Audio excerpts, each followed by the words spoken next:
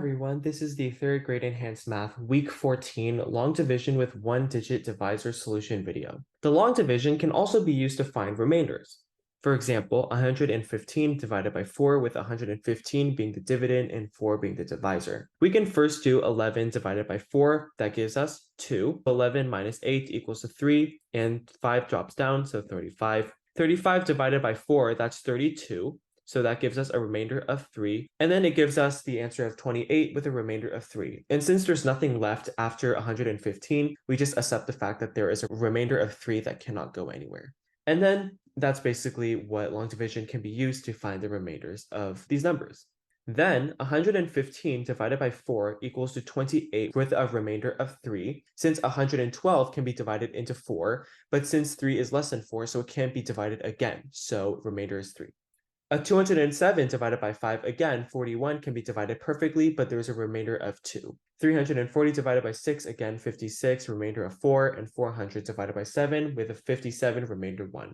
And it should be common sense that remainders are always less than the divisor. Let's move on to problem 1. Use the long division to compute 125 divided by 4. As always, we put 125 as the dividend and 4 being the divisor.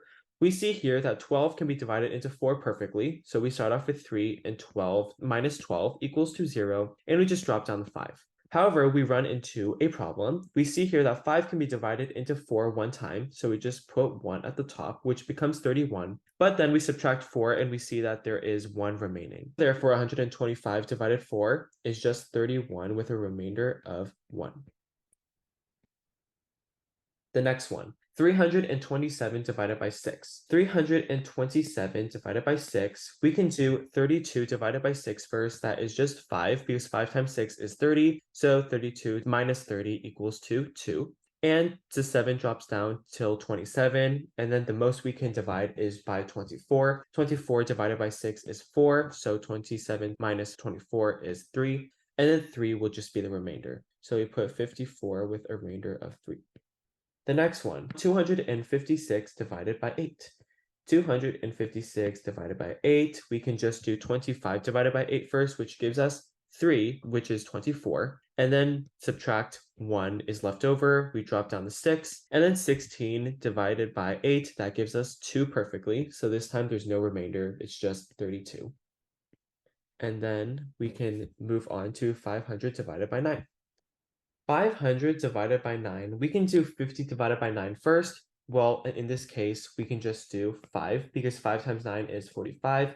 50 minus 45 is 5 again, so drop down to 0, that becomes 50 again. So then again, we just put 5 on top, and then 50 minus 45, 5 remaining. Therefore, the answer to 500 divided by 9 is just 55 with a remainder of 5. Problem 2. Kathy can make 4 paper flowers per minute, and David can make 5 paper flowers per minute. If they work together, how many minutes do they need to make 126 paper flowers? If Kathy can make 4 paper flowers per minute, while David can make 5, how much can they make together in just 1 minute? Obviously, this is just 4 plus 5, basic addition equals to 9 flowers per minute, with both working. So let me write both at the top. And then all we need to do is divide 9 by 126. So let's divide 126 by 9 using the vertical method. 12 divided by 9, that's 1. 12 minus 9 equals to 3. Drop down to 6, 36. 36 divided by 9 is 4. Therefore, they need 14 minutes. Problem 3. Frank and Larry drove from city A to city B, that is 312 miles away. They started at the same time. It took Frank 6 hours to arrive and Larry 8 hours to arrive. What was the difference between their average speeds of the trip? As we know, they live 112 miles away, drove from city A to city B. That distance is 312 miles. Average speed, hold on, let me just write average speed, is just distance over time. Let's start off with Frank first in green. Frank's average speed, he drove 312 distance, which is the same for both. However, 312 divided by 6, because he drove 6 hours, that would just be 52 miles per hour. So that is Frank's average speed. And then in yellow, let's draw Larry's. Again, Larry drove 312 miles too. However, he drove for 8 hours, so less miles per hour. And then this just gives us 39 miles per hour. Therefore, 52 minus 39, that just gives us 13 miles per hour difference. So their average speed, this is their final answer for question number 3. Problem 4. Two slugs are 207 centimeters apart and slide towards each other. Their speeds are 5 centimeters a second and 4 centimeters a second respectively. How long is it before they meet? We see here that in 1 second, the distance traveled between both are just 5 plus 4 equals to 9 centimeters. In 1 second, they both travel 9 centimeters towards each other, and since they're 207 apart, we can just divide 207 from 9.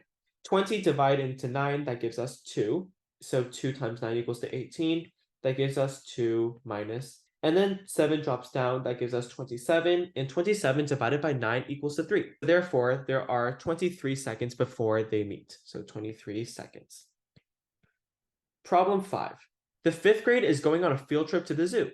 The zoo requires that for every 7 students, there must be 1 chaperone. If there are 100 students going on the trip, how many chaperones will be needed? Therefore, this all requires a simple division problem. 100 divided by the 7 students that each chaperone has to attend. So if there are 100 students going, we can just divide 10 by 7 first, which equates to 1. 10 minus 7 equals to 3, and drop down to 0 equals to 30. We can write 4 at the top because 4 times 7 is 28. And there are 2 remaining left over. But be careful here because if there are only 14 chaperones going, that means that 2 children won't be able to attend it. Therefore, there will be 15 chaperones because there is 1 chaperone needed to attend the 2 children left over. So 15 chaperones are needed, with 1 chaperone attending only 2 children. Therefore, 15 chaperones are needed. Moving on to problem 6, which is a Math Olympiad question, we need to find out the missing numbers in the blanks. So let's proceed with this question. As we see here, since there are 2 missing numbers in the hundreds and tens digit that we needed to divide into 9 by, we also see that the remaining in the green ends with a 6. And the only possible way that this would be a 6 was if this number would be 3, because 36 divided by 9 is 4.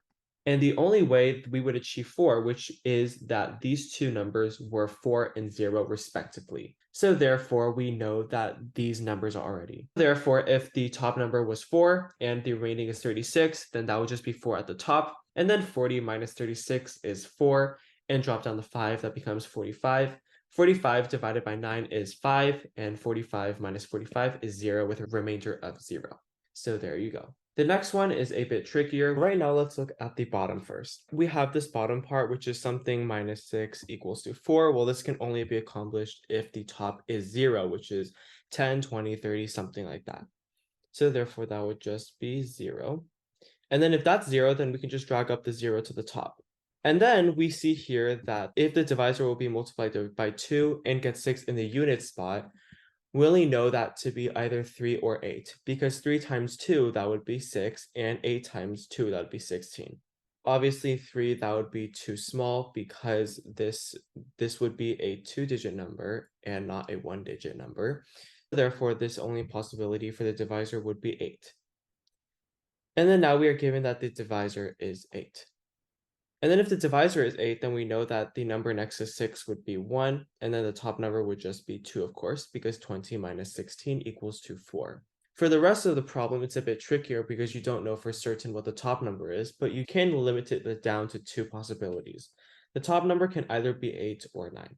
And we can try out 8 first. If the number was 8 on the top, then 8 times 8, that would be 64. So you put 64 here. And then the top would just be 76 because, of course, you just have to subtract 4 from 6. 6 minus 4 equals to 2 because the 2 is at the bottom already. But as you can see, there's a 1 left over from 7 minus 6 equals to 1. So that obviously does not work. Therefore, the only other solution would be 9. If it were 9, then 9 times 8, that would be 72. We can put 72 here, and the top would just be 74, and that works. Therefore, the answer is 92 when 740 divided by 8. Problem 7. There were 2 groups of workers, Group 1 and Group 2 in a factory. There are 42 more people in Group 1 than Group 2. After each group sent 30 people to work on a joint project, Group 1 had 4 times as many people as Group 2. How many people were in Group 1 at the beginning? Note that the difference between numbers of workers of these 2 groups didn't change in the process. So let's see here. that we can just label this. Okay, let's label this as 42, which is 42 more people in group 1, equals to 3 times the number of workers in group 2 after 30 people left. So this implies that group 2 had 42 divided by 3 equals to 14 people left. Because let's write it right here. Group 2 equals to 42 people divided by 3 equals to 14 people left. So group 2 had 14 plus 30 people equals to 44 workers at the beginning, and 44 plus 42 equals 86 people in group 1. Therefore, we can just write group 1 equals to 44 people plus 42 people equals to 86 people in the beginning, whereas group 2 had 44 workers at the beginning, 44 workers with 14 plus 30. So how many people were in group 1 at the beginning? 86. Let me write 86 more clearly. Problem 8. A shop has a sale and sells hats for $9 each in the morning, taking 720 bucks. After lunch, the prices drop to $7 each and the shop sells twice as many. What was the total amount taken on the day? We can separate this from morning and afternoon.